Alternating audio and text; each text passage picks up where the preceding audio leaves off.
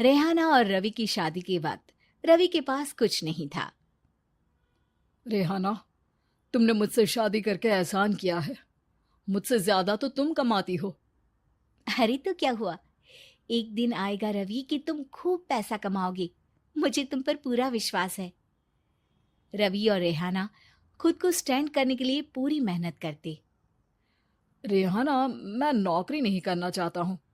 तो कोई बात नहीं, मैं नौकरी करके घर चलाती हूँ, तुम बिजनेस सेट करने की कोशिश करो।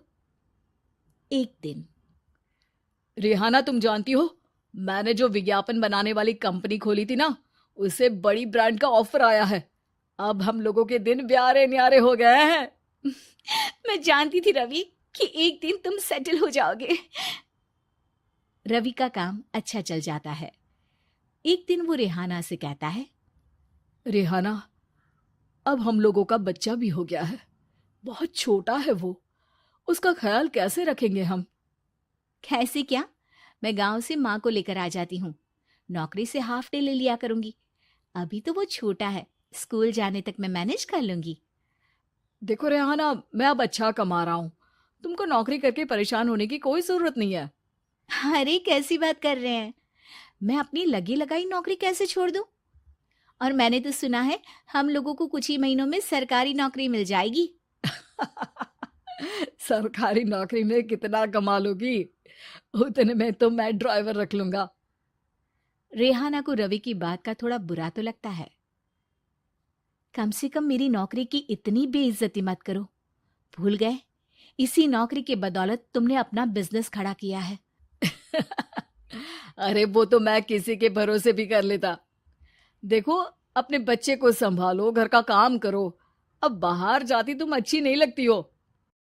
रेहाना रवि के कहने पर नौकरी तो छोड़ देती है, लेकिन अब बड़े से घर में उसकी कीमत किसी नौकर से कम नहीं होती। एक दिन रवि का दोस्त आता है। भाभी, हम लोग तो आपको तब से जानते हैं जब से आप लोग शादी होकर इस शहर में आए थे। आपकी बदौलत ही सारा बिजनेस खड़ा हुआ है। ये किस्मत तो आप ही की है भाभी। हाँ हाँ भाई, हमारी मेहनत तो कुछ है ही नहीं। अरे होगी, लेकिन भाभी की किस्मत के आगे कुछ नहीं। दोस्त वहां से चला जाता है, लेकिन रवि का गुस्सा सातवें आसमान में होता है। देखा कैसे बोल रहा था? अरे बिल्कुल अच्छा आदमी नहीं है ये। कैसी बात कर रहे हैं आप? प्रशांत भैया तो बहुत अच्छे इंसान है रवि।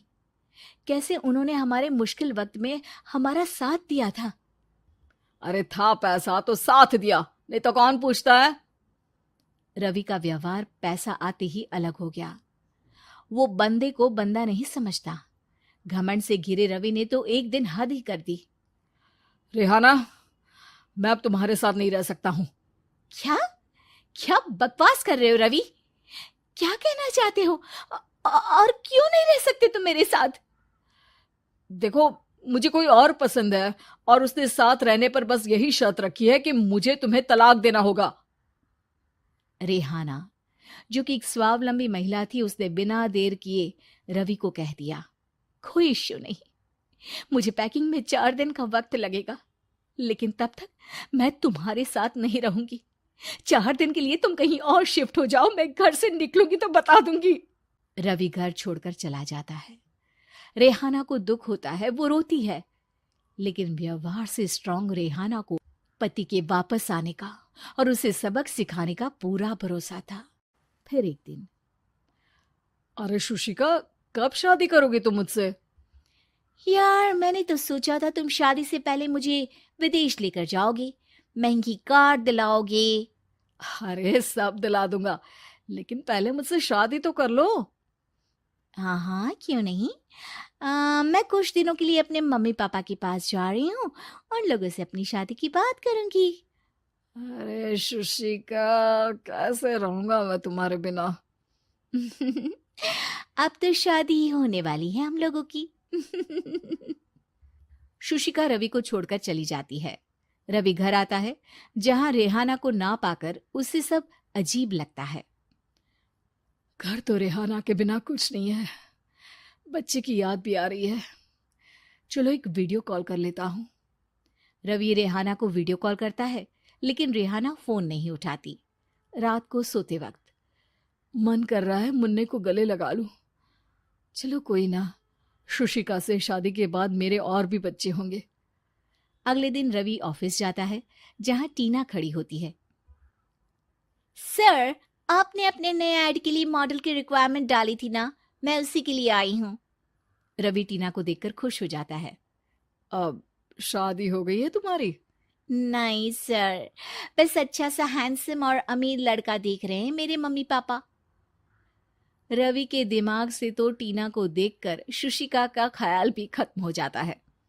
अरे यार, ये लड़की मिल जाए कितनी सुंदर है। शुशिका तो इसके आगे कुछ नहीं है।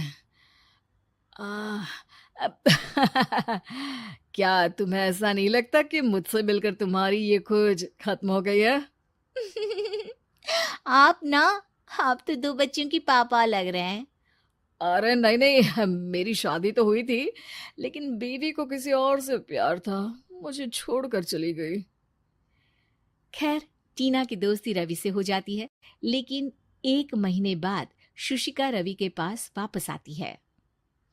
मेरे मम्मी पापा तुमसे मिलना चाहते हैं, लेकिन उन लोगों को ये मत बताना कि तुम पहले से शादीशुदा हो, और हाँ, शादी से पहले अपनी सारी प्रॉपर्टी तुमको मेरे नाम करनी होगी। अरे पागल, अब मैं तुमसे शादी ही नहीं करना चाहता। भला ऐसी लालची औरत से कौन शादी करेगा? तभी वहां टीना आ जाती है। रवि, ये पागल सी औरत कौन है? देखो, तुमने ही कह दिया ना पागल, तो पागल ही है। पता नहीं कौन है, कह रही है शादी कर लो, लेकिन शादी से पहले अपनी सारी प्रॉपर्टी मेरे नाम कर दो। बोल तो सही रही है। वैसे तुम जानती हो, मेरी एक सहेली है, उसके पति ने उसे पैसा आते ही छोड़ दिया, जबकि उसको खड़ा करने वाली ही मेरी सहेली थी।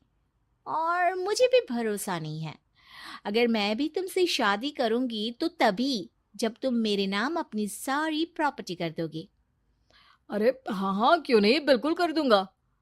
रवि और टीना की शादी की तारीख तय हो जाती है। वो अपनी सारी प्रॉपर्टी के कागज लेकर शादी वाली जगह पर पहुंचता है, लेकिन वहां टीना आती नहीं। रवि टीना को मैसेज करता है। कहाँ हो? सॉरी, मैं तुमसे शादी नहीं कर सकती, मुझे तुमसे भी ज्यादा पैसे वाला मिल गया। रवि को गुस्सा आ जाता है। वो गुस्से से सारा डेकोरेशन तोड़ रहा होता है कि वहां रेहाना आ जाती है। सर, क्या हो गया? क्या डेकोरेशन पसंद नहीं आई आपको? अ, तुम यहाँ क्या कर रही हो? मैं यहाँ की डेकोरेटर हूँ। क्या आपको पसंद नहीं आई यहाँ की सजावट? रवि दौड़कर रेहाना के गले लग जाता है। मुझे माफ कर दो रेहाना। रवि रेहाना के गले लग जाता है और रेहाना टीना को थैंक्स का मैसेज करती है।